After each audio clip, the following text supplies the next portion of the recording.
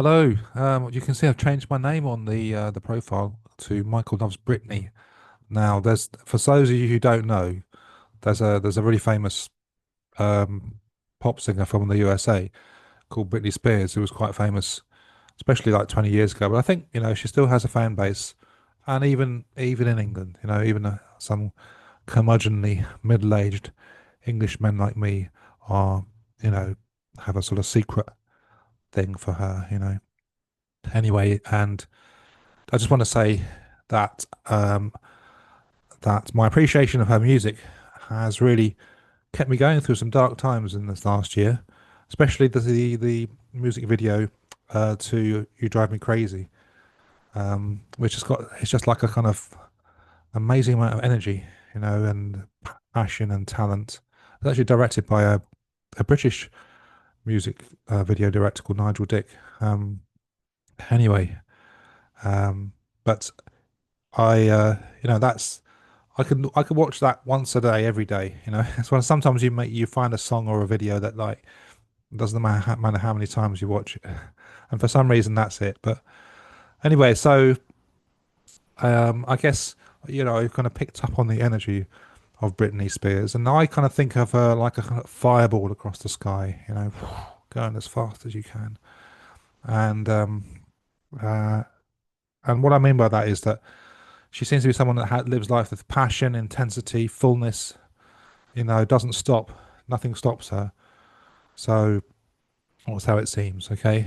And obviously, she wants everybody to be going as fast as her, in their way, in their part of the sky, doing it their way, enjoying being with them, enjoying what they do. So there's no kind of jealous. I don't get that sense that she's jealous. If someone else was brilliant at what they did, she'd be happy as well. So um, obviously, to get to that stage in her development, is amazing. That's how I see her anyway. Nobody's the finished article, nobody at all, but she inspires that passion. So, and without talking anything about her personal life, I sometimes think that people like her can experience difficulties because people they're appreciated, but by people who want to slow them down. Okay, they might go with them for some distance, and then eventually they'll say, "Look, come on now, just think about that part of the sky there and just stay there for a while because that's where I want to be." You're tiring me out a bit. So you just hang about, and obviously you have to compromise a little bit, but at some point you have to be who you are.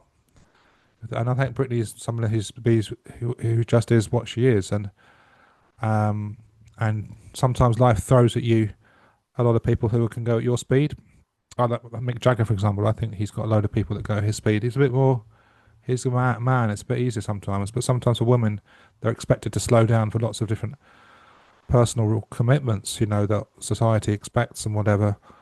And it's hard for people to understand why somebody needs to just be that passionate fireball across the sky at their space. But it's fine. You can take a break and stand on the ground and look up and be and be amazed, And then next time she circles back, or so then go off with her again, And then one day maybe you'll go faster than her, or do it a different way to her, or so show her something. I see her that kind of person. So and even she's got some work to do. Nobody's finished. Now, how can you go further than being this amazing fireball across the sky? Well, you could kind of splinter into lots of parts. And light up the whole sky, not just a trail in the sky. And I see Shania Twain as someone like that. She's at that point. She's gone the fireball stuff, and she's actually at the next level, and she's splintering across the sky. So there. So I like them really both. And I think the only further, the only thing you can do after that really is just be the sky. Be the backdrop. The one that keeps everything possible. That is the substrate of everybody's reality. You've been the fireball, you've splintered into lots of parts, and then you end up just merging into the sky, and you make the whole sky, a little bit different, a little bit more beautiful, a little more individual. than it was before. And it doesn't matter if people recognize you for that or not. You know, and every now and then you can do a cameo as a fireball, and so anyway, so I think all of us have that eternal trajectory, as it were, you know. And so I do see people like Brittany like that way. I see her misunderstood a lot. So anyway, so anyway, I've got some difficulties with some Americans at the moment. Now, British people can be really difficult with Americans. Okay, we can be really hoity-toity and um, a bit snooty, a bit snarky, a bit sarcastic. You know, we don't have that. You can't. You know, we like to kind of get one over on you or under you. You know, we get that. You know, who the hell are you? You know, we were here first and that sort of stuff. And they can, you can hopefully get. Often you can get through that. But it's difficult if you're not. I've never been to a USA. I don't live there, so it can be difficult to bridge that gap, even online or whatever. So you know, there's lots of stiff stuff going on in the USA that's really distressing lots of people at the moment. And you know, I've tried to sort of like say, oh yeah, I can understand that a little bit, and that from my experience in Britain, but uh, I've discovered that's not very welcome, even if people I sympathise fully. So anyway, so if I did go to the USA, well, the first place I'd go to was with Brittany. We'll go with Brittany first.